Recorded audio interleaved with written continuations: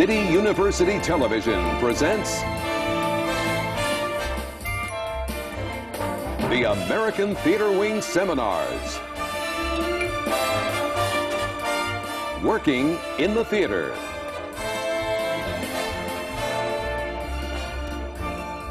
This seminar, production.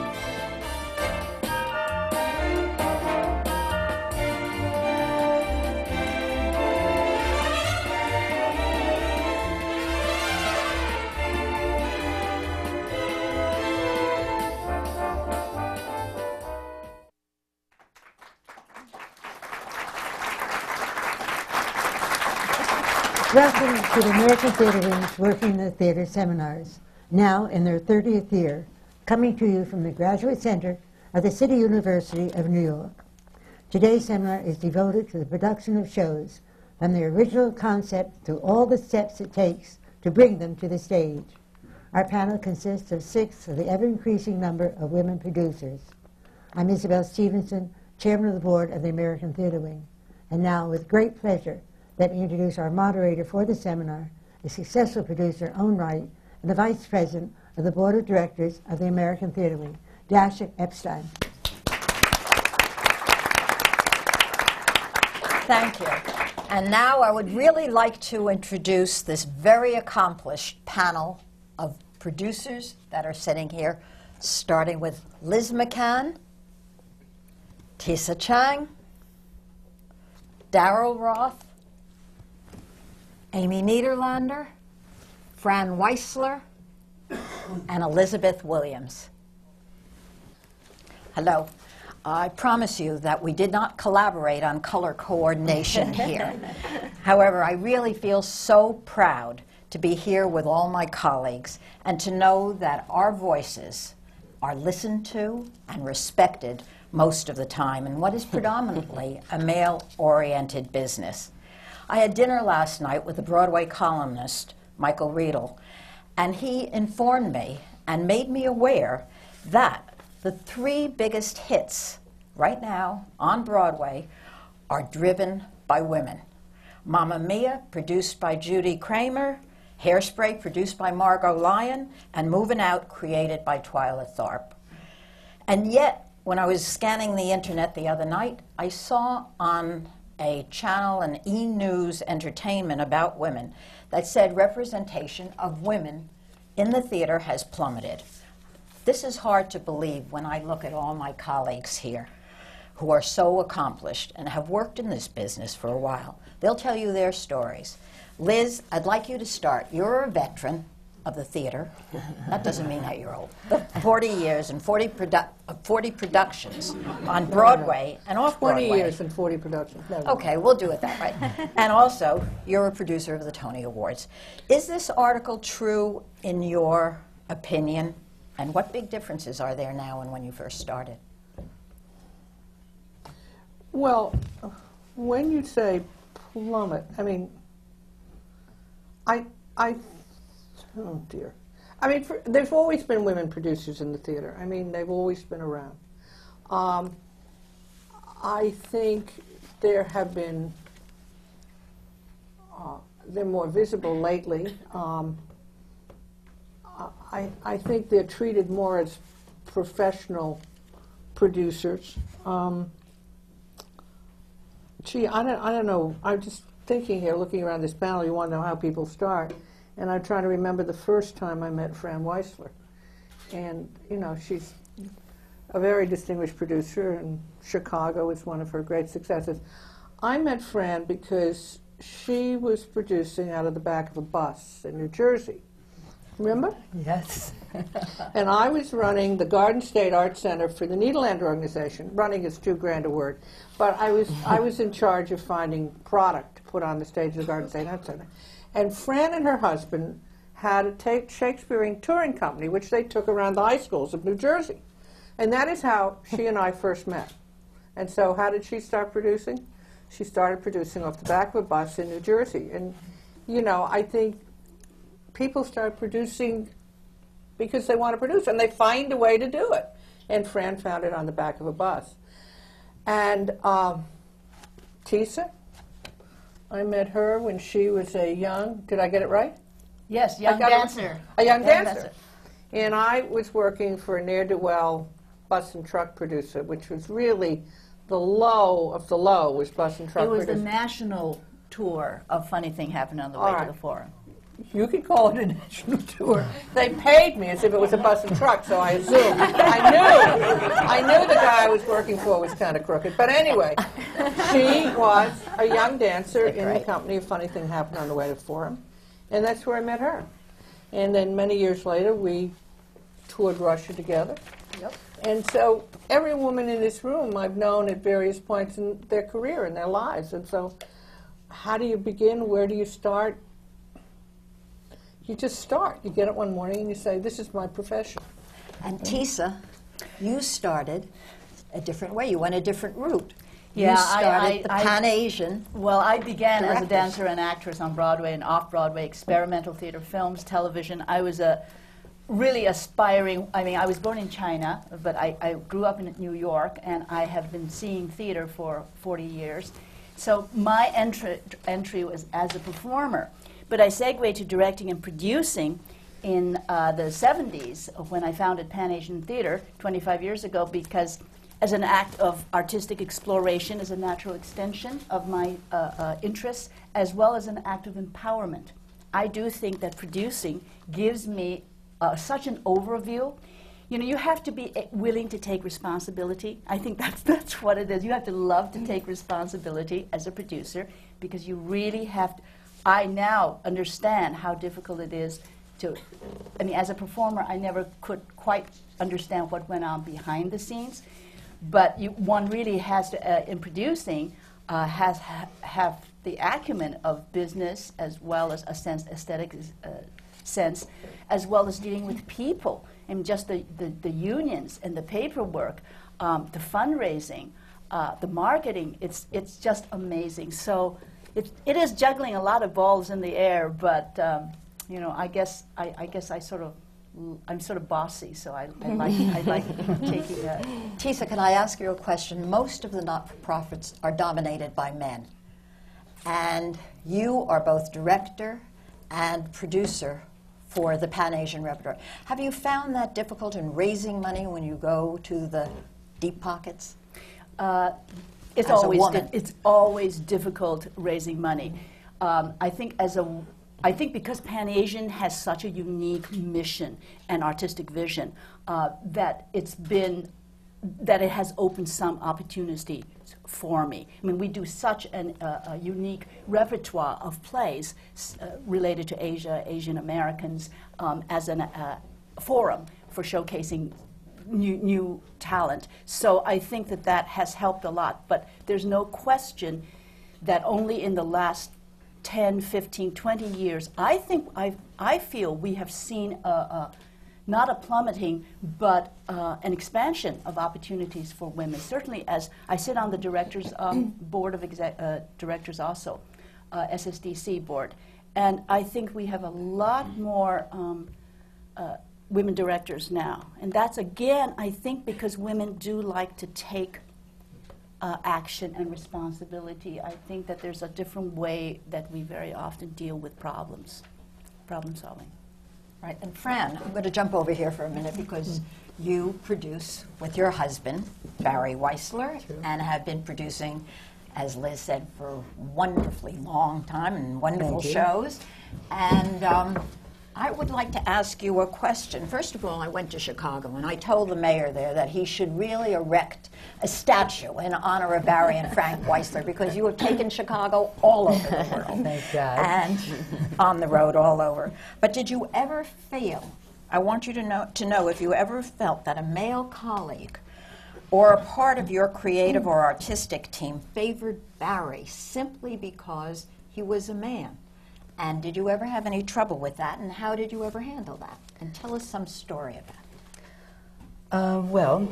I've had trouble with that, but I've always ignored it, to tell you the truth.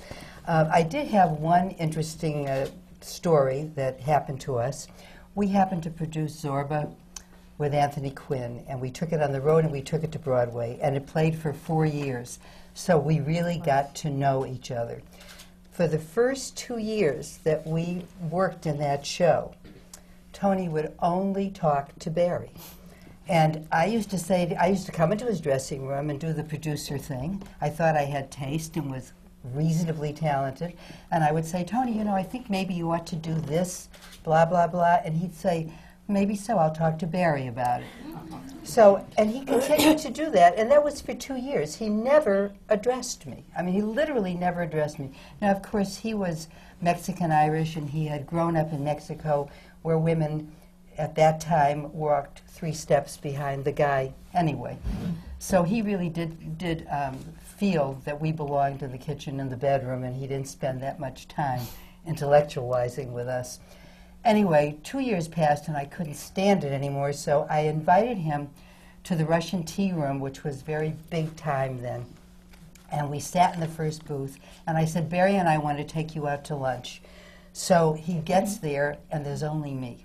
And I'm sitting there, and if I tell you that my heart was beating so fast, and this big guy comes in, everybody's asking for his autograph, and he had this raw animal attraction for everyone. And he sat down and said to me, so where's Barry? And I said, he's not coming. I said, you've just got me. And he said, well, why isn't he coming? I mean, and he started literally to get up. And I remember taking my hand on his shoulder and sitting him down and saying, listen, I've spent 2 years with you. I really like you. I think you're wildly talented. But a lot of the decisions about your what's happening in this show, I'm making along with Barry, and I want to spend time with you. I want you to talk to me. I want you to recognize me. I know I'm a woman, but I'm not that bad because I'm a woman. I said, so let's start a dialogue. And I said it much looser than I'm saying it now. And we started to talk, and we spent 2 hours together. And subsequently, he never stopped calling me. I thought I would die. He used to call at 11 at night. He used to call at 9 in the morning. But we developed a relationship. But that is really true, where he believed the man was more important than the woman. We all proved him wrong. Do any of you have any other so-called horror stories about being rejected because you were a woman in this business? Can you think of something like that? I'd like to butt in at this point and just make the point that the Tony Awards, Antoinette Perry was named for this woman who was a director, an actress, and a producer, and an educator. But nobody ever talked to her in terms of being a woman actress, director, producer. She was a producer. And that's, I think, what we should all talk about today. You're producers. You're not women producers. You're all producers. And you're all in a trade that recognizes your experience and what you've done. And I think I'd like to forget about the designation of women here. Okay? Having said that, now you can go on. Well, I think basically we all, whether it is not about gender, it's about passion in the theater, commitment to the theater, and love of the theater. And what you do. And what you do, and how well you do it. But I have a question here, and it's a rather difficult question because today things are so very, very different than they were when you started to produce, when Fran started to produce. And I'd like to ask Daryl Roth, who is a wonderful producer and has won a lot of awards, how do you make a living as a producer today if you don't have private income, especially today when it can take 6 years or more to get a show on the road? And Daryl, as we all know, when we look at a playbill, there may be sometimes 15 producers above the title of the show, and they're listed as producers. And you can get your name over the title as a producer. But how difficult is it? And what do you do to gain respect, which you certainly have from this community, as a real online producer rather than an angel? Well, it's a good question, and I think it is specific to me because when I started producing in 1987-88 season, I was living in New Jersey, raising my family, married to a man who had been who is a successful businessman, and I was looked at in a way that was less than professional, I would say. Okay, here's this lady from New Jersey. She thinks she knows what she's doing. She doesn't have to worry about, let's say, feeding her children from producing. And I think it was a challenge for me to have to prove my worth and to prove my commitment and my tenacity in theater was real. And unfortunately, people let that get in the way. And, I was troubled by it for a long time, and sometimes I still am troubled by it.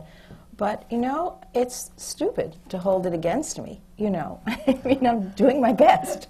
And I think when people come into theater, whatever their means are, it's almost irrelevant, because what you need is the passion to produce. You need to be able to raise money. If it's not your own money, you need to supplement it with investors, so you have to share that enthusiasm.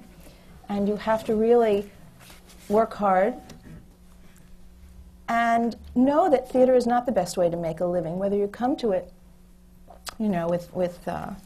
with less than worry about how you're going to make a living, it's still not the all-time best way to make a living.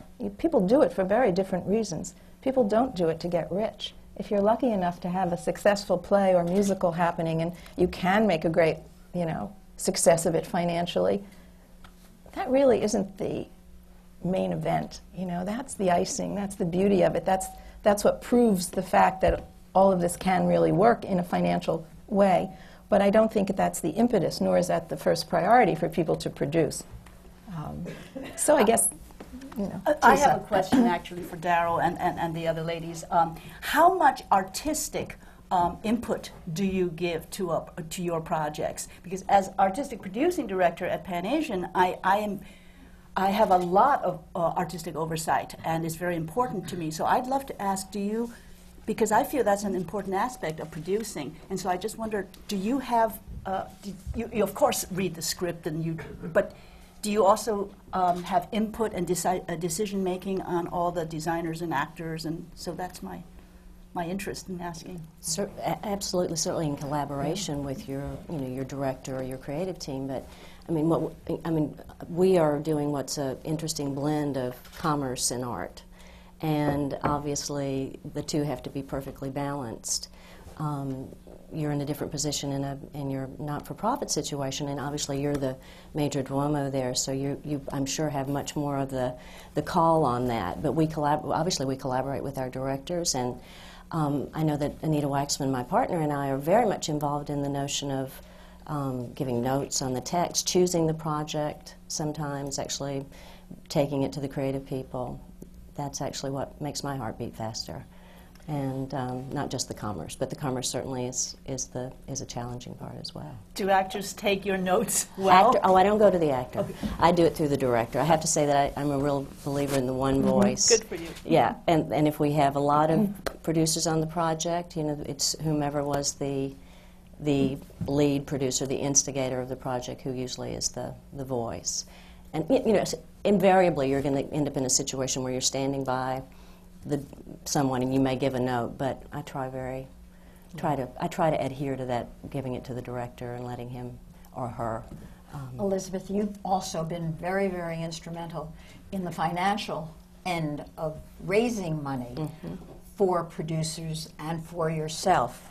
And have you ever found that there was any resistance as a lead producer when you go to the institutions such as Clear Channel or Disney, and you have an idea, they have an idea how they want to have it done. And since they're putting up, or you have asked them as investors to put up quite a bit of money, can you hold on to your vision of the project if they want it differently?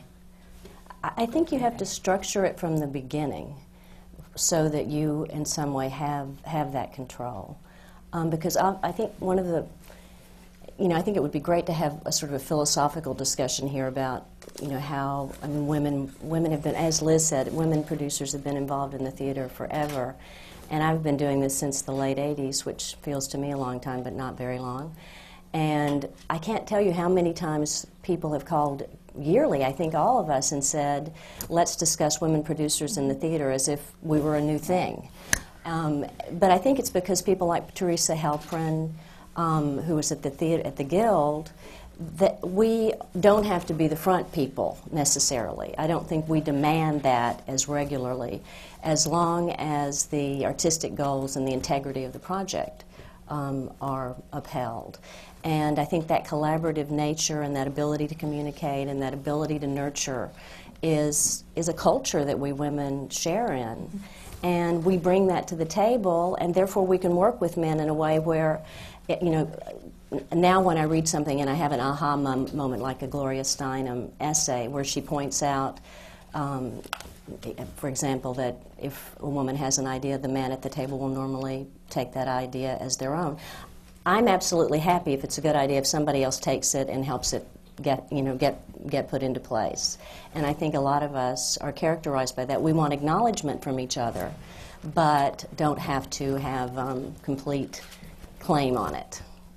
So, yes, there have been problems. I don't think any of us here can ever say that we haven't had problems working with men, but I've also had problems working with women. So, yeah. If you find two equally competent actors or directors, do you feel, or a writer, do you feel it's your obligation and your feeling to hire the woman, or? Oh. As a, I prefer to work with women, but if they're not artistically suited to that project, you know, it's all conceptual for me. It has to be that they do the kind of work that's right for that project. I also think the producer, a show starts out with somebody finding out what the project is. And that's the first thing a producer has to do, is find out, what are we producing? And there's a million ways that happens and that something comes to you. And I think we are the muscle, certainly first, because we pick the director and the scenic designers and the costumers with the director, etc., to make it happen. But then the first day you walk into that rehearsal room, it's the director. And you've got to relinquish a lot of what you do and give it to the director. And the first day of the first preview, that director has to sort of give it to the actors. And ultimately, it becomes the property of the audience. I've always felt that. And we have to give it up. But we do begin it all. And I think the test of a really good producer is who you surround yourself with, particularly with good directors. I notice not too many people here wanted to be directors, just one or two. But the director, to me, is the most important element of the project. And of course, his work is 60% easier if he knows how to cast. Yeah. So your casting director becomes important and your director becomes important. Amy has been very quiet during all of this. No, I'm just... Amy's a new no reason in young particular. producer and part of the Nederlander family, so she's had a little background and a little exposure. And tell us how you feel about, I know you've taken shows on tour and on the road, and you're sort of getting your feet wet in that division, which Fran started and Liz started. How do you feel about that? Well, the shows that I've been involved with on the road originated in New York, either off-Broadway or Broadway.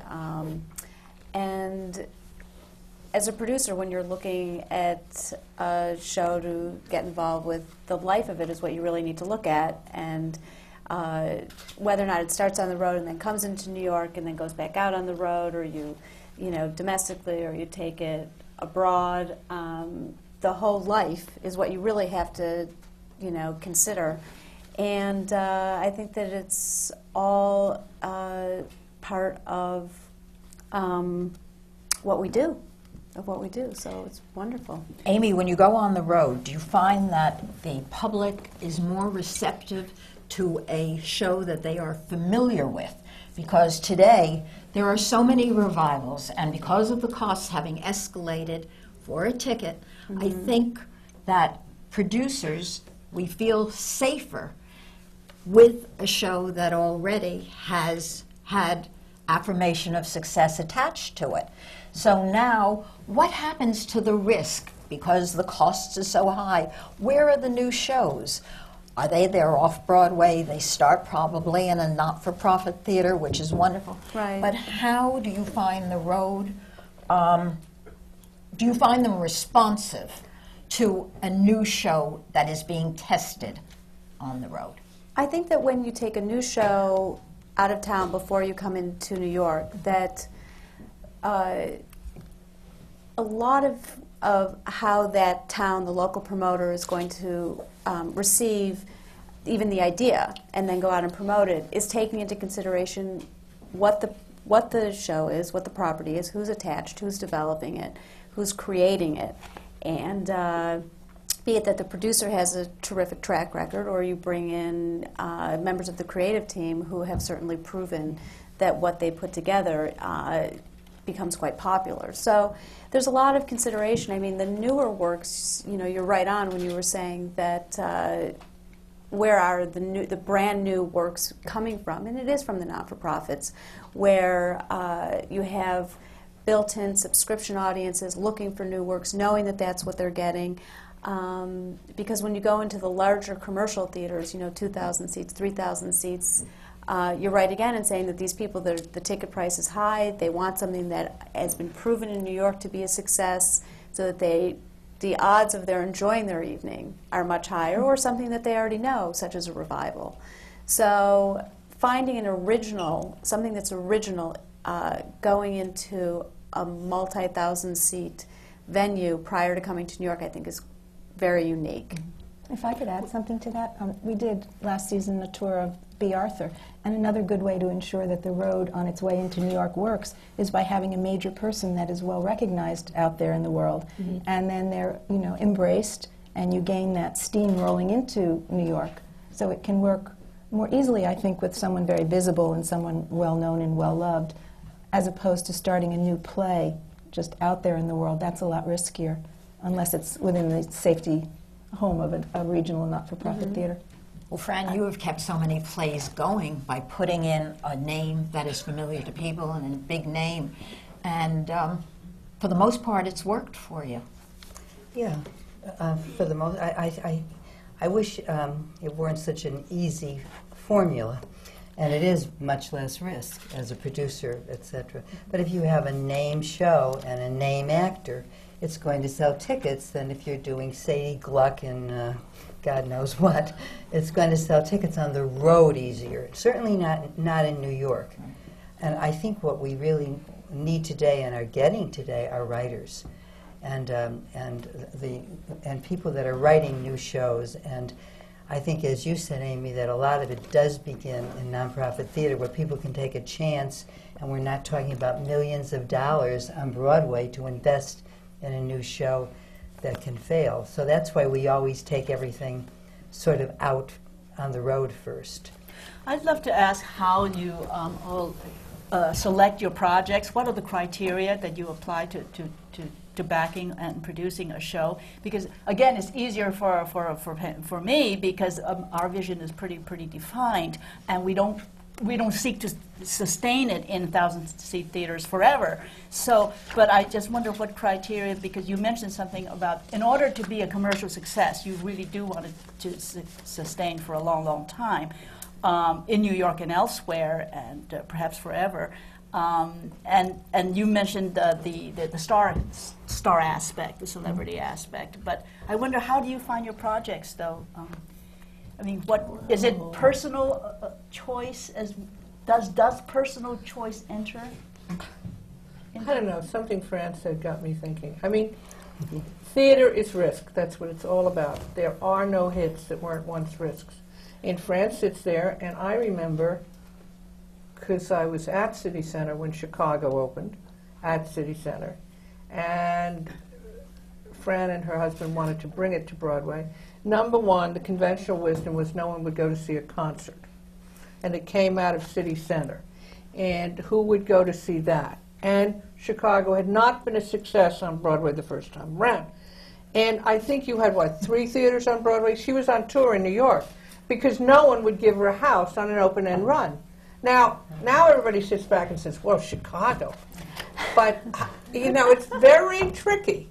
I mean, I can remember the time when the Schuberts took a risk on Cats. Now you look at me crazy, like Cats was a risk. Yes, it was at that moment. You don't want to produce a musical with T.S. Eliot lyrics. Come on.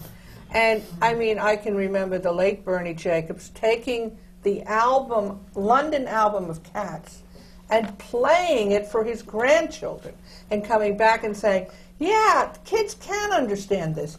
Now, there is no animal that isn't a risk, really. There is no foolproof formula.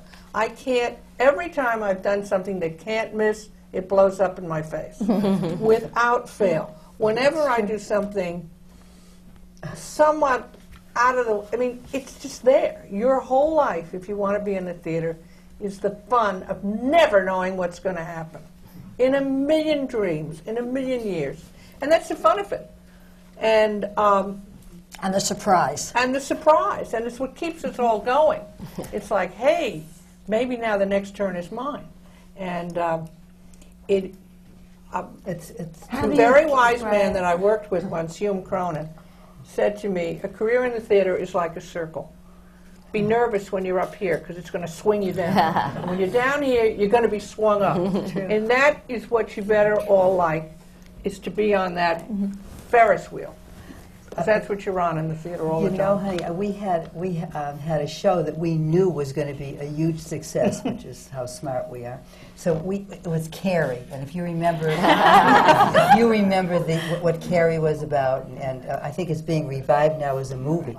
But anyway, we were going to have the rights to that, and we were beside ourselves with excitement because that was like a great idea, and it was our idea to have the first real horror theater experience in theater. So we had this director who's English and who shall remain nameless. And I remember sitting with him in New York and saying, we're going to do this show, and when you do this show and you think about the kids and everybody in high school and everything that goes with it, think Grease. And that's the kind of thing you should be thinking about. And he said, great, great. So a few months went by, and we got a call from the director and the scenic designer and the costumer. And they told us, come to London. We now are going to put this together for you, and we'd like to show you all the sets and costumes, the models, and the sketches. So we get in a plane, and we're beside ourselves. And we were much younger then, and we were not as smart. Anyway, we get there, and they take out all these wonderful pictures. And I noticed in the gym scene, everybody was wearing things that like tied on the side, and that had strange little designs on them, and nothing looked like we thought it would look. We wanted it to be like with headbands and everybody looking like you were in a gym, and we were going to try to get it all in Saks window or something. And I said, I don't understand these things with the little skirts and stuff. And he said, well, you said think Grease. I said, the show, not the country. and we withdrew. We never, ever produced Carrie. But that's exactly what happened. Exactly what happened. But I think to answer your question, That's a great story. that's true. I think to answer your question, though, when a producer is considering a project, you have to respond to it yourself and be passionate about it. You need to have that passion to make other people care. If you choose something because, it's got someone famous in it, but you don't really like it, the public's going to know that. The press is going to know that. It's not going to work. You're the driving force, as Fran was saying. You're choosing your director. You're collaborating and choosing the creative team. And you have to love what you're doing. You're going to You're be going to be there. with it a long time. You're going to have to be there all the time. All the and time. if you don't like it, you're in trouble. And I think this is actually, going back to Dasha, your question about being women, I think actually this is very significant because women have a more emotional connection, perhaps, to the material. Earlier you asked me about the difficulties of entering the American theater professionally, and there is that term, oh boy network, and I think that it has been very difficult for me to have the connections and the access to a lot of, because I understand that a lot of the traditional male producers, they would get together in clubs and afterwards and talk to each other as sort of like clubby, and they would talk about what projects they should be doing. And I think that, you know, we are probably more individualistically connected to the material. Well, I disagree with you on one thing. I don't think just because we're women, we are more emotionally connected to the material. I've known a lot of men who are producers who are just as emotionally committed to the plays they produce as we are. So I disagree with you on that point. I think we have a lot of gifts we bring, but, you know, I just know, and I've been there with men who suffer just as much as we suffer when something doesn't work. So on that point, I disagree with you. Yes, historically, you know, historically, most of the theaters were owned by men, and I would say early on there was a sort of feeling that there were very few, for example, stage managers. There were very few. Now, every time you turn around, there are women stage managers. There were very few company managers. There were no general managers. Now there are women general managers all over the place. There have been a lot of, because women suddenly became aware there was an opportunity there. That was part all. of the time. It's part of our time. It was part of our time. When, in my early days, you know, the first time, I don't know if I dare tell the story. I don't think I will. Anyway, why not? Well, I mean, I was always deeply conscious of, you know, this thought that I was a woman, and on top of it, I was, you know, I was this Irish kid, and most of the theater owners were not only men, but they were Jewish. And so I just always wanted to feel that I was one of the gang. And I was in a meeting in the Schubert office one day, and there were all the men in their suits and regalia, and the late Bernie Jacobs stood up and he said, "I got to take a leak." And I thought, my dear, he said that in front of me. Like my civility as a woman was just so offended that a man would publicly say he had to take a leak. So he said, "Come on, Bill, we got to take a leak." So they left. And I sit there and I thought, gee, I'm really one of them now, right? They mention in front of me that they're going to take a leak. And they come back in and they say, "Okay, well, we can go to lunch now." Did you feel equal? Yeah. Did you feel equal at that point? I felt equal at that point. Of course. Then they all come back from the men's room, and I said, they said, "Well, we're going out to lunch." I said, "But what about the deal we're discussing here?" And they said, "Oh, we finished it up in the men's room." So I thought, well, there you go. I mean, you know, and I used to say that was a moment for some bizarre reason I felt I had crashed the barrier of being part of the boys' club. That's a great. In creating the show, where do you start? You have to have money, right? No, you have to have a product. The you idea. have to have a product. You have to have whatever it is. Or the money and then the butch. And you have to have You're the going to do vision the show. and the vision of how you are going to do Give me it. step Then by you put the step package. of what you do. You have a project. What's your next step? You have to get the money. All right. I do. I mean, All right. I can't speak for anyone else, but you have to be able to produce it. And once you know that you are in that position, the longer you're in business, the luckier you are, because at one time when Barry and I started, we couldn't raise, I mean, it killed us to raise money. It was really, really hard. The longer you're in business, and if you're lucky and you have a few hits, which thank God we did Chicago, all our Chicago investors are staying with us, and that was 6 years ago. So we are able to continue to, even though we had a bomb in a show called Seussical, which I loved and everybody hated, those investors are still staying with us for Chicago. So you have to do that. And then, of course, I really think when you talked about vision, absolutely, but I think you really have to think about, which I said earlier, who is going to direct this? And I believe that comes after you have the project, though. Right, before the money, yes, I think. Yes. And I would have to say that Yeah. projects come in so many different ways. Sometimes you see something in a small not-for-profit theater and you want to give it commercial life. So you've got a play that's already attached in terms of a director and maybe a creative team. And you That's can one bring- way to move it. Yeah. And that's one way that commercial producers, like all of us, might move forward. There's another way where you could start with an idea on the other end of the spectrum and bring it to someone, bring it to a director and a writer. That's square one. There's another way that you can just read a play that was sent to you. There's another way that, you know, you have relationships with playwrights, and so you do one play of theirs and they come to you with the next play, and, you know, you want to build relationships and loyalty, and so you go that way. So there's so many ways that plays get born, if that's a way to express it. Do they submit plays? Often, yes. Often. And do you listen to them or do you read them? Yes. Sure. Usually, if you have people in your office, that we call them readers, and those people, we're very lucky now. We have 3 people that are project developers.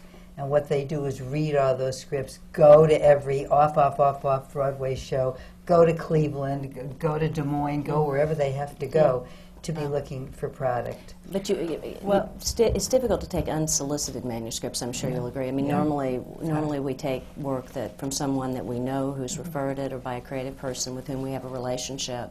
At least our office does, or you're just overwhelmed. And on the whole, we have projects that we're developing that are our primary interest, and a relationship that we signed on to the Dunmore Warehouse in London because we thought their vision was one that we shared. So we have a first look deal with the Dunmore Warehouse, Anita and I, in which we support them and then have the ability to become involved commercially with their projects. And then on the other hand, we have a series of musicals that we've been developing from their inception, as well as revivals that we're working on that have, you know, preoccupy us most of the time. So there's so many different ways, but you can begin with an idea and not very much money, and go to a playwright with that idea and develop it and then begin raising the money, or you can have a musical revival that you want to have top level director and choreographer involved with, and then obviously you're talking about money from the get-go. How do you get your choice of director? How do you decide on which director? Conceptually, I believe. It has to be an intellectual decision initially about the body, and that's the problem. You're talking about the body of someone's work, and that's one reason we have, I think, in our country such a problem with a great body of very skilled directors, because they don't get the chance to work in the commercial theater as frequently. So we all have to go and see what's taking place in the not-for-profit realm to see the new work of new directors, and then to give them the opportunity to do work in the commercial arena. And I think the plus side of nonprofits is that we are able to create our own projects, incubate them, develop them. Many artistic directors are very fine directors themselves. Pan-Asian, we have very often developed, nurtured, created Cambodia Agonistes, a musical, play with music based on the Pol Pot years. Very strong theme, obviously. Took us 3 years of preparation, 2 years before it came to the New York premiere. Then we toured for 3 years. So that's how we sustain life and create. But occasionally we will also do Asian masterworks into translation, so then they become an American premiere, as well as a lot of new plays. I would also like to ask all of you later on about the involvement of large companies such as SFX or Clear Channel and their participation with the independent producer, and exactly how much influence do they have monetarily, or how much influence are we allowed to put in and want to put in order to have them become a partner of ours. And of course, being in a not-for-profit theater and doing the wonderful work that you do, and all of us do, I think it is important to know exactly that financial end and participation of it. The producers that you see above the title of the show, they're now 15, 16, 20 Yes. producers. What do you promise them as a producer? What do you promise them to get their name above the title? And what does it mean? Is it a question of X number of dollars, you'll get this kind of billing? Sometimes, More, I you think. get- Yes. Sometimes it is. Yes, Sometimes it is. it's somebody who just is a wonderful supporter of the arts, loves the theater, wants their name associated with it, and if they contribute a relatively substantial percentage of the budget, then their name will appear on the project. And they get to go to the opening night party? They get to go to the opening night. They might be able to That's come. part of the carrot as well. And they get to meet you at the Tony Awards. But when we get back, Amy, I'd like to ask you, as a young new producer and good producer, what advice would you give to a new generation of producers today? Because it's quite different, I think, than when Liz started, I started, Fran started, Elizabeth, and you are the young producers here today. Liz, what would you say? As I advice? think, I don't know. It is simply falling in love. That's all it is. You don't know why you fall in love. Everybody in this room, I'm sure, has been in love. Did you ever know why?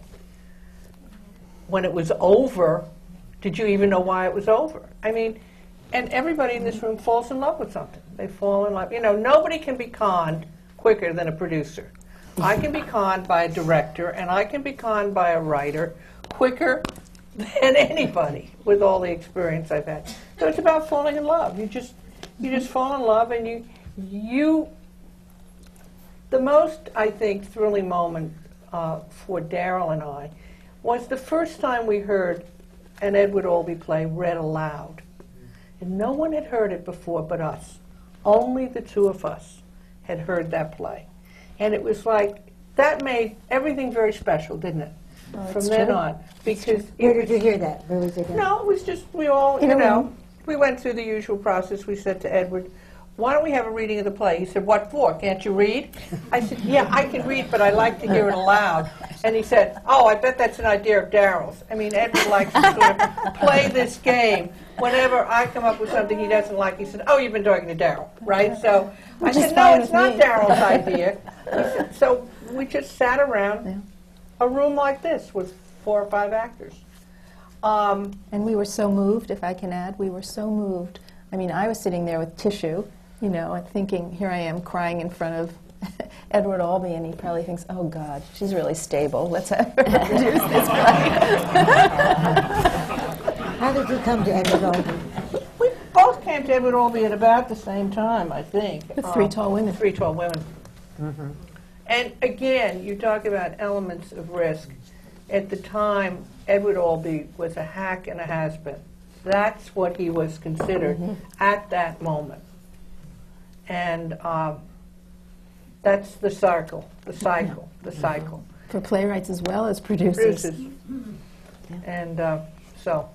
You're right. But it's It about is falling about in love. falling in love. We fell in love with a play called Falsettos that nobody wanted to produce, nobody wanted to direct, nobody would give us a theater. It was Jewish, it was homosexual, it was about AIDS. So those are 3 things that nobody was interested in. And nobody realized what a genius Bill Finn was, and how incredible his music was, and how funny it was. At the end, of course, you got a kick in the stomach, but it was just an amazing show. And just to get it started, I mean, we fell in love with it, just as you say.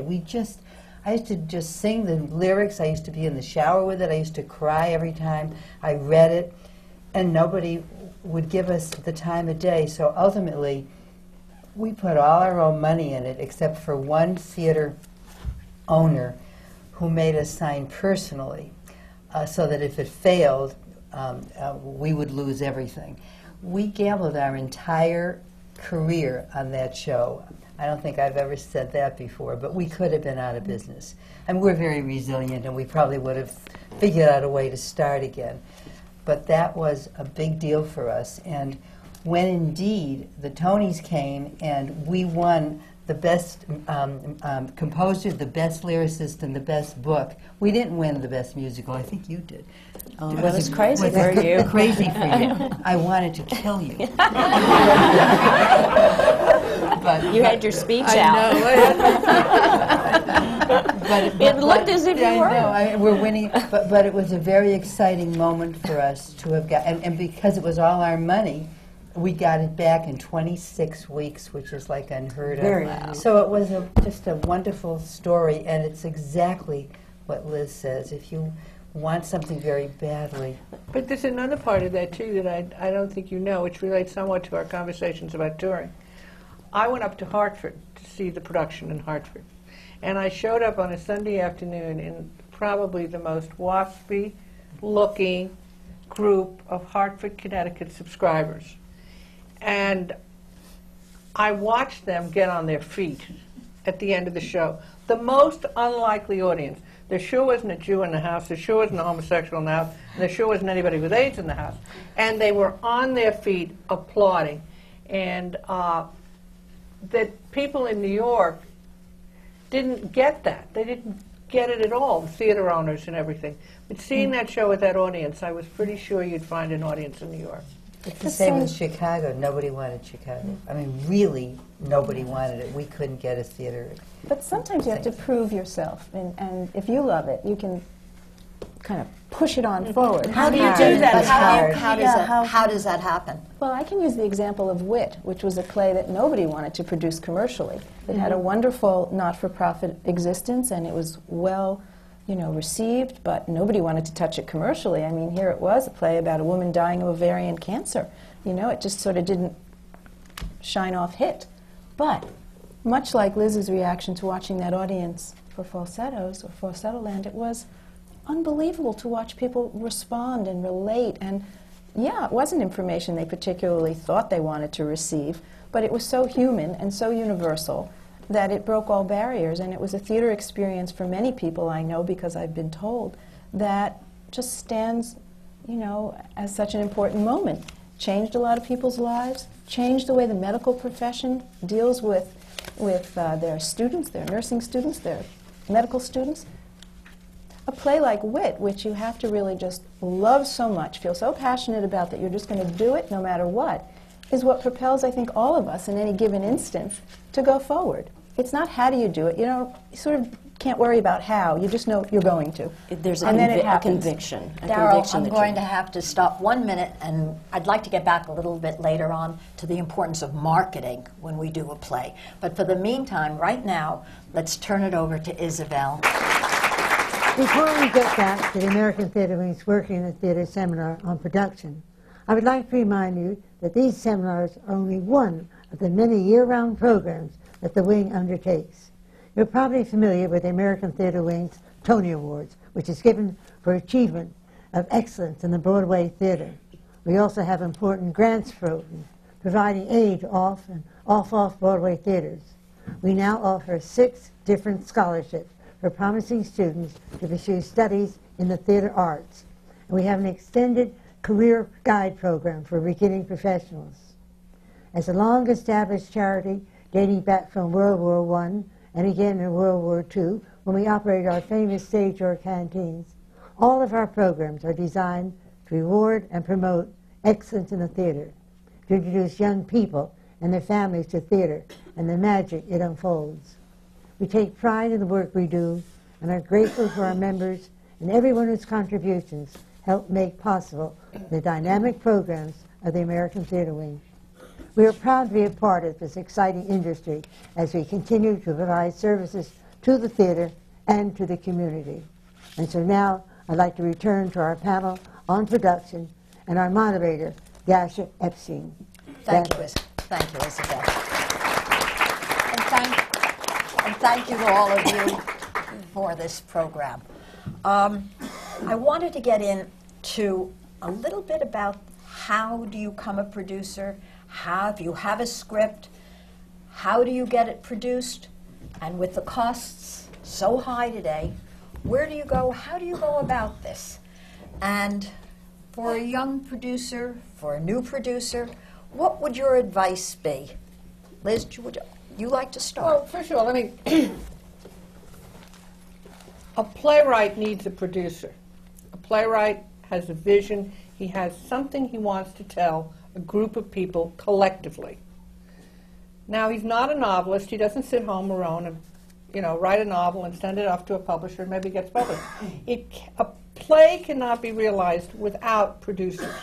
Producers who come along, contract the actors, pay the bills, develop an advertising campaign, and all of the things that are necessary for that writer's voice to be heard. So that's what we do. Now, we do it on Broadway in a very sophisticated way, but that is not the only way to produce. If, you know, I've known young actors who found a play that they wanted to see, and they hassled their family into putting up $10,000, which may seem like a lot, and they found a loft, and they did it. They were producers. They just did it. I mean, we have graduated up the line to doing it on a more sophisticated or higher risk venture. But for those of you who think there may be, the best life you can live, believe me, is in the theater. There is no better life in the whole world. Amen. There are no more fascinating people, no more crazy people, no more anything except in the theater. And I've had the best life ever. I've known Amy since she was a kid. I mean, and I tell you, that's how you produce. You read something and you think, well, I bet I can rent a hall. I can print out flyers on my baby brother's computer, and I'll hand them out in the neighborhood, and people will come. You're a producer. That's what we do on a much more elegant neighborhood. And what we all do also, which is the one thing all producers have to learn to do, is we also sweep the dressing rooms.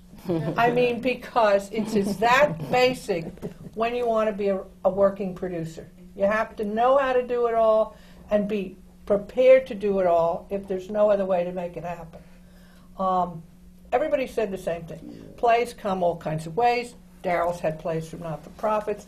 Elizabeth spent a long time developing a play from the works of Gershwin. There's all kinds of things, but it's hustle. And if you love it, you'll hustle. And the theater takes care of its own. Trust me. If you love it and you work at it, things will come out okay. You'll get your shot. You'll get your chance. You'll get your play. It'll happen. And you'll have a lot of heartbreak, too. But have a lot of fun. I promise you that. Your life will never be boring. To And you play, have a lot of up on, friends. to play up on what Liz was saying, when people say, well, what do you do? What does a producer do? The shorthand of that is nothing happens without the producer making it happen. Either they're doing it themselves, sweeping the floor, or they're delegating it. But they know everything that's going on, and it's happening because they've made it happen. I'm sorry. Go ahead, Tisa. I do think, though, some training in the arts, in the performing arts, and loving to read scripts and going to theater and seeing a lot of related of music, dance, drama, experimental theater, everything. I mean, meaning honing your aesthetic skills, I think, is a great idea, so that you really get a terrific overview as well as a very profound sense of what is I good. agree with you. I also think that being educated is important. To continue an education in the theater. You can throw it away afterwards, but know the background, has some background on theater education. I think it's very important. I would, oh, I'm sorry. Go ahead, sir. I would also say all of us, as you know, are passionate about the theater, and as Liz said, we're all in love with it. I would say to you that if you're lucky, like we are, and you're in love with the theater, you can go for it. But no matter what it is, you're very young and you don't always know what you want to do now, but for those of you who do, just go for it. The important thing is to go for it. And if you don't know what you want to do now, you may know what you want to do 5 years from now.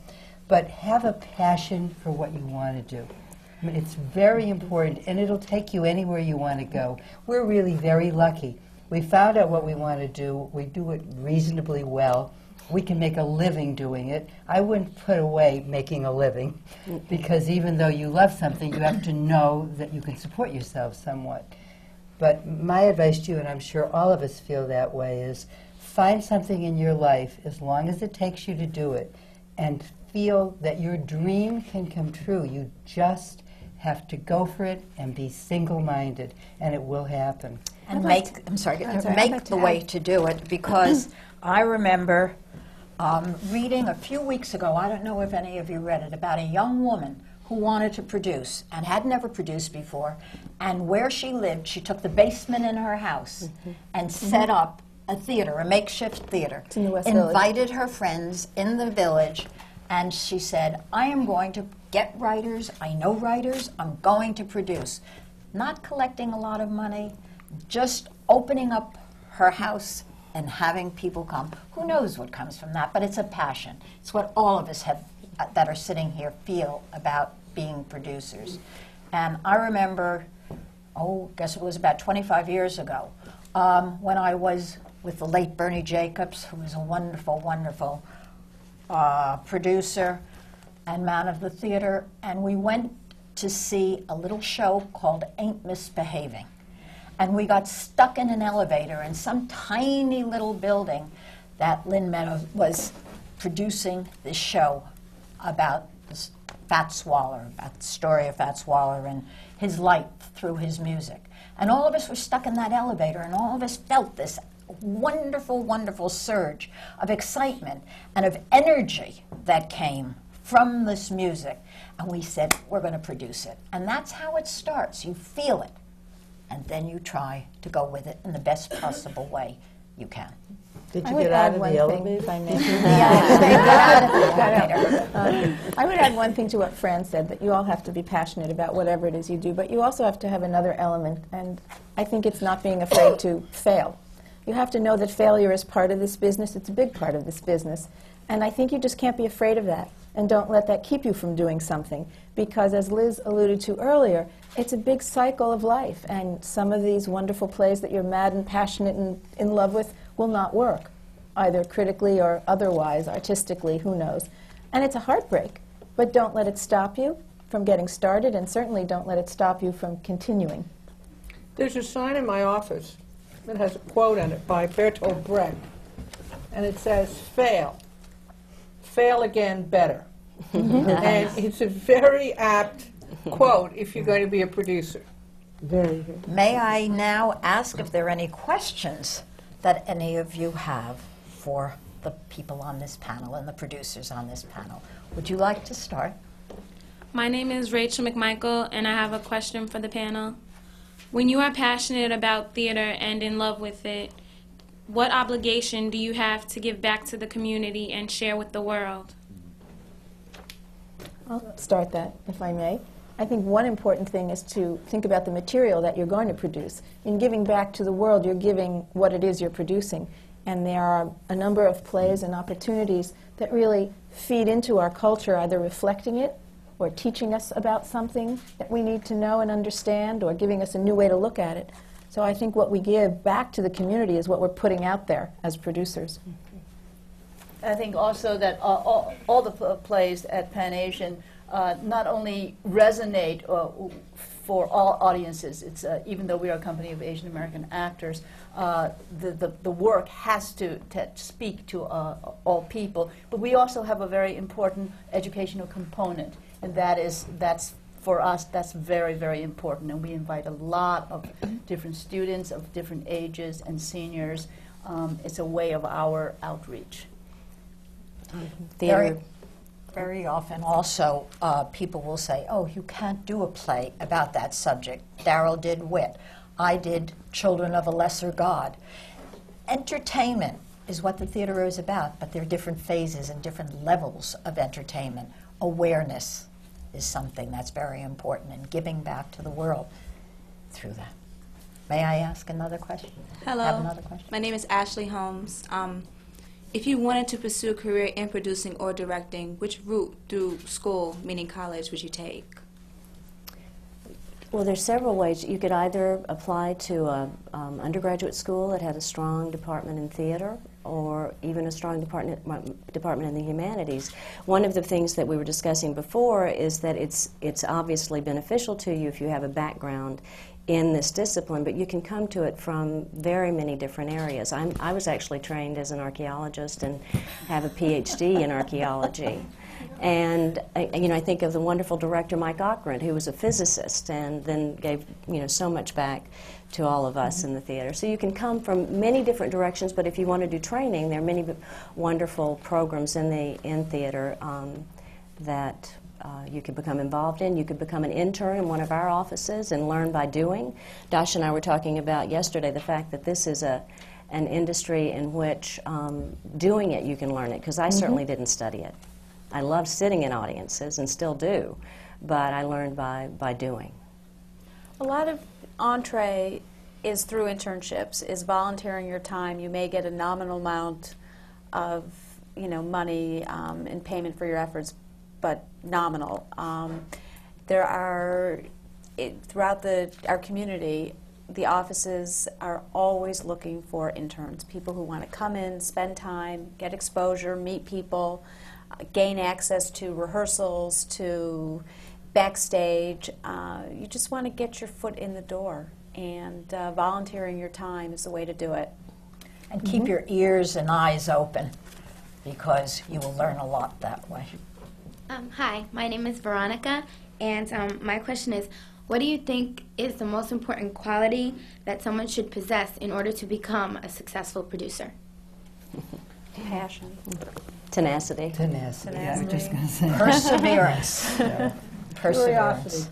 Curiosity. Yeah. You got to be curious.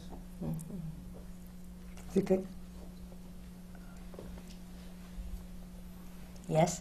Hi, my name is Nicole Stoika, and my question is, how do you find a theater for your shows? That's a good one. Well, I think we should start by saying that there are off-Broadway theaters, there are off-Broadway theaters, and then there are Broadway theaters, if we're speaking about New York specifically. And in other cities around the country, there are regional theaters. There are theaters in schools. There are theaters in barns. There are theaters at any level. In your basement of your house, like in that the young basement of a house. lady. I think you have to think about the size of the project and the scope of the project. And if you're renting a space, or if you're just making it work because of your tenacity and creativity and ingenuity, a theater is where something happens inside. But if you have a project, you have a production, how do you get the theater? You knock on the door. It's unique. The industry is very unique. It's not like television or film where you have to find a distributor and you have to go through this network and where there's a hierarchy of finding a distribution source for your project that you're doing. Each play, each musical is completely independent, and the theaters are owned. Sometimes they're owned by big corporations and what have you, but if nothing else, if you don't know who's there, you go knock on the door and you say, who owns the theater? How do I find out how I can, possibly rent the theater? And when you go in with your project, you are renting the theater from them. And there's a lot of different ways that deals could be structured. The theater owner can participate, cannot participate, but it's really just knocking on the door and finding out who owns it. Do you rent a theater? How do you do that? How do you handle Well, a if theater? you're producing for Broadway, which Barry and I happen to do, there are three major theater owners: the Jew Jamsons, the Nederlanders, and the Schuberts. And if you're producing for Broadway, you have to work in any of those three establishments. When they're in trouble and there aren't too many shows coming in and there are shows that look like they may close, they love you.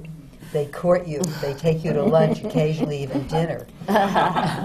But when they're full, which they happen to be now, we happen to be doing a new show, and we're frantically looking for a theater, and we're having a very, very hard time. It's supposed to happen this year, and obviously you wouldn't know that, but all the theaters this year are taken. And as a person who produces, I never want another show to fail. I mean, I don't think any of us feel that way. I think it's much tougher in the movie industry, where they want each one wants everyone to fail.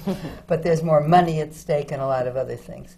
But the thing is, we have to see if anything does close, or if something changes and isn't ready to come in that they thought would be ready to come in, so that we can bring our show in this year. Fran, that happened with you with Chicago.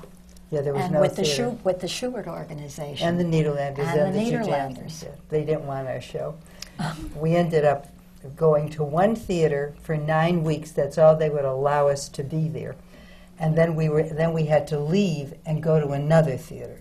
And in order to leave and go to another theater, because nobody wanted the show, they made us pay for the move. The move can be $500,000. I mean, the move isn't $20. So it was really very hard. And then of course we had this great success, and they all called and said, "Why didn't you stay with us?" But that was later. I remember years ago also when you ask about where do you take a show, I remember seeing in a church, that was, the artistic director was a woman named Lynn Austin, and she had this young woman there that did puppets, and she had asked me to come, and I said, to see puppets, and I'm producing? I mean, why puppets? And of course I went, and it was Julie Taymor doing Juan Darien, and that was the first place. And that was at St. Clement's. And that was at St. Clement's Church. We produced for a lot.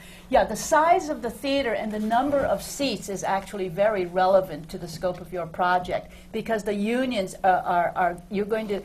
the unions categorize what level you're going to be working on, which contract with the actors and with the other unions, depending on the number of seats. And so Broadway, I think, is characterized 500 and up, and then off-Broadway is 100 to 499, and off-Broadway is under 99. So that does determine a little bit the kind of theater that you'd be going into. And location. Yeah.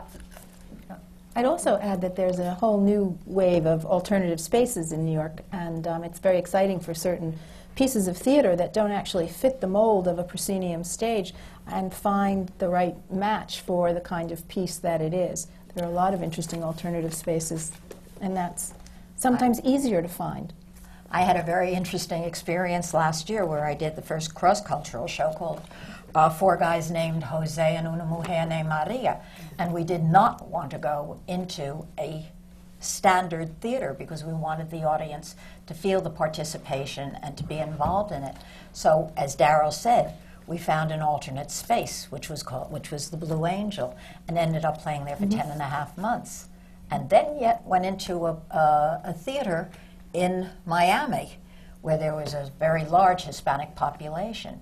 And they were supposed to take us for 3 weeks, and we ended up there 5.5 months. So if people respond to what you're doing and they like it, just find any space. Just do it, as we all agree.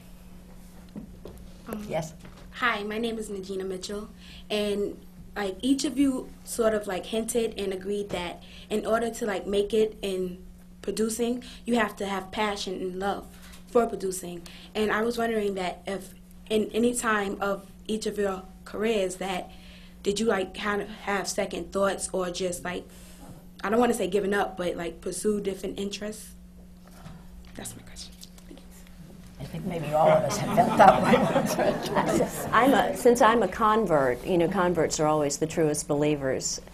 I had another career and came into this one, so I've never looked back and haven't had a hiatus. But I don't think many of us take hiatuses, do we?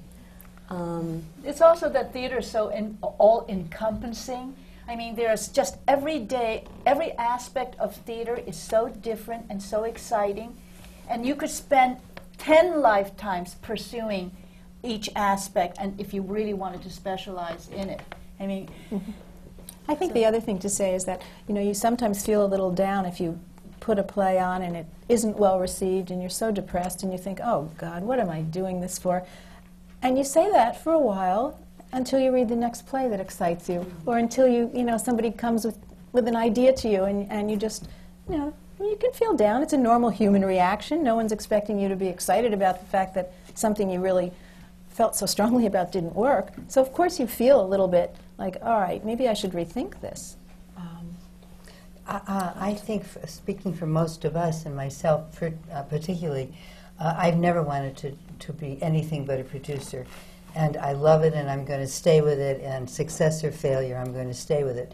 But I don't think there's anything wrong in choosing a career and finding out you just don't like it, you're not doing well enough in it, whatever the reason, and in making a change. We don't happen to feel that way, but I think it's perfectly all right not to feel depressed because you failed at something or didn't succeed in something. You just go on to the next thing. I remember at one time I wanted to be something totally.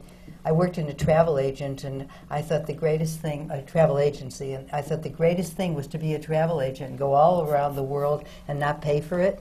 and have everybody take care of me, and it would be just wonderful.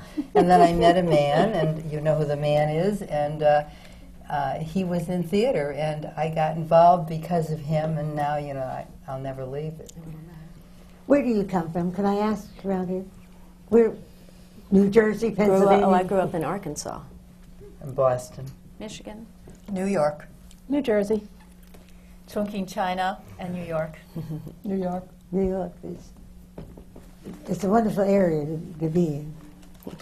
I think the one subject that we really haven't touched, and it is so important today, is the marketing of a show. And as a producer, you are responsible for that, and the costs of putting the advertising on television or in the media has become very, very exorbitant and yet necessary. Liz, would you like to comment on this? How important it is? It's a tricky situation because once we produce a play, our costs don't end. I mean, keeping it on till it finds an audience is an ongoing problem. You know, you've all heard of things like My Big Fat Jewish Wedding or Greek Wedding. Wasn't it a Greek wedding? It's all the same. It's all the same. Well, you know what I mean.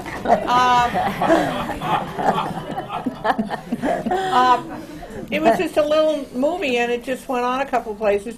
It didn't cost them anything to keep it on and running, and eventually one friend told another, and the next thing you know, it was a big fat Greek hit. So our problem is that we have to continue to pay actors, continue to pay rent to theater, and everything else. So we are always juggling how much we can spend on the advertising, spend on the marketing effort, and sustain ourselves financially. When we do plays, we try to open with a very healthy reserve to cover losses and a very healthy advertising budget. Sometimes if things go wrong, and they can, the reserve gets shrunk and there is no reserve, so then you dip into the advertising budget. But the theater has become much more sophisticated about advertising, but at the same time it's kind of like sheep and goats all the time in the theater business. Years ago, the answer to every advertising problem was a TV commercial. Get on television. And you'd turn on CBS and you'd see 6 shows and 30-second spots in 3 minutes. And then advertising on television became so expensive, everybody got off television and started putting up big signs around Manhattan. So that, and now everybody does discount mailings. So that there are all... and the internet. And the internet, yes. Big part now. Oh, well, Amy and I have been playing with the internet. That really... That's huge now in theater and any marketing. And you buses. Email them. But I still think that you cannot underestimate word of mouth. And somehow or other, if something is good in the theater, people find it and will tell the next person, and the word starts, the buzz starts in. And you hear about How it. do you get However, before you can have word of mouth, you have to get the show up there so that people can talk about it. And marketing, advertising, and promotion, I think, is everything. I think it's really, really important. You can just think about yourselves. If you're running for president of your class, or if you're running for anything, you have to market yourself. You have to promote yourself. There has to be a buzz about that. And it's the same thing about what we're doing. Before we open, there has to be a buzz. We all know the elections are coming up. You can't turn on television without hearing something. You can't open the New York Times without seeing something about the candidates. They're marketing themselves. They're promoting themselves. So it happens in every industry, particularly, of course, in theater, where if you happen to be in the middle of New York City, you see buses, and the buses have signs. Hopefully they say Chicago on them. but that's another area of the theater that you can go into. You don't necessarily have to be a dancer, a singer, or a producer. You can go into the advertising end of it, you can go into the promotion end of it. There's all places that you can go to. You can even become a critic. Yes. Reviews are very important. Good reviews are good reviews. How do we get inexpensive tickets to go to the theater? Is there a rush? Is there any way that you can get tickets that are not so expensive? Duffy Square. There are lots of ways you can get discounted tickets. I mean, I'm involved with something that's a little alternative called De La Guarda, and we have rush tickets every night for students because the audience is a much younger audience and they can't afford a normal Broadway ticket price. We have discount mailers for all shows that I think all of us are involved with. We have promotions that go out. We have enter to win contests. On the internet we have discount tickets. But And are there any discounts for students? yes, always. Always. We always How have do you know student about discount.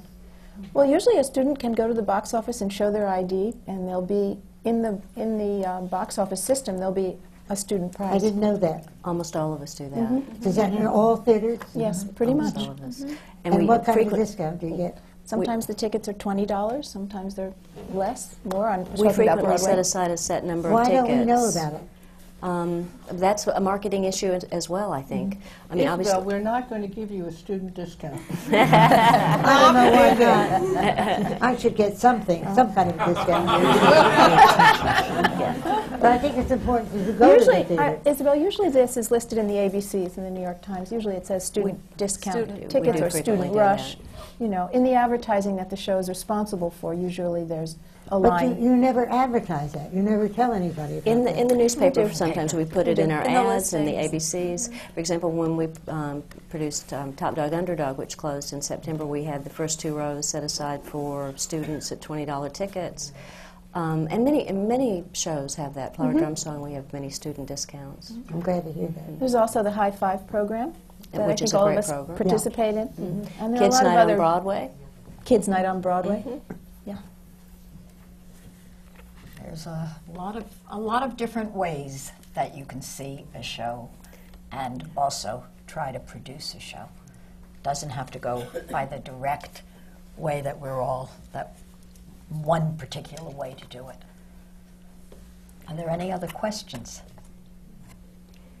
Do Could I any of ask a you question? have a question? Yeah. Yes. I have a question about how much do reviews play in promoting a show and sustaining. I think all of you have shows running that are running very successfully despite whatever good, bad, indifferent, lukewarm reviews, and yet That's that question that's word of mouth. takes into consideration, I think, just about everything that we've been talking about tonight. What you do with a show before you come to New York, in terms of it going on the road, generating word of mouth, the out-of-town reviews, how you can use those in your marketing campaign to make it so that when you arrive in town or when you're going to be opening up your show, getting people to know what you are and that what is interesting about it, why someone should come. The marketing program, the discounting tickets, getting the most important thing, you have a show that nobody knows what it is. The most important thing to do the minute that you open up those doors is to have those seats full, because you want people. There's nothing like word of mouth to generate interest. A friend of yours tells you, go see this show, I saw it, it's great. That's going to make you go and see it much quicker than any advertisement is going to. And so all of these components really, they strengthen you to be able to transcend a mediocre or negative review. A positive review is wonderful. In fact, most of the big hits on Broadway didn't get good reviews. The first show I was ever involved with was Les Miserables, and it got lousy reviews. Cameron called me in the next day and said, do your investors want their money back? And we said no, because we all loved it, and everyone in the audience loved it, and obviously a lot of people around the world loved it as well. You know, the reviews, if you have a good show, if you believe in your show, if you market your show, if you put quotes out from the reviews, even if they're not great reviews, apparently people remember the quotes and not the reviews, if you're able to keep that momentum going. I think we're coming to a close here. However, I would like to just say one thing. I think we have gotten from this panel that we're not just women producers, we are producers. And I think maybe ultimately we should call this panel the producers. And for after all, if we make the decisions to produce a play or a musical, we are challenged to assemble the best creative team and artistic team, and we raise the money, find the appropriate venue to put the show, and follow through the production from the first reading of the script to the very last performance. This has nothing to do with gender. It's about passion that we've all spoken about. It's about perseverance, and it's about commitment and excellence in the theater, which is also what the American Theater Wing stands for, as Isabel said. So on that note, I would like to really thank all of you for this participation and who have shared with us and with our audience the knowledge, the experience, and the time that you've given. I hope that you've all enjoyed this as much as I have. I thank you, and it's been an American Theater Wing seminar on working in the theater, coming to you from the Graduate Center of the City University of New York. Thank you, Liz. Thank you, Tisa. Thank you, Daryl. Thank you, Amy.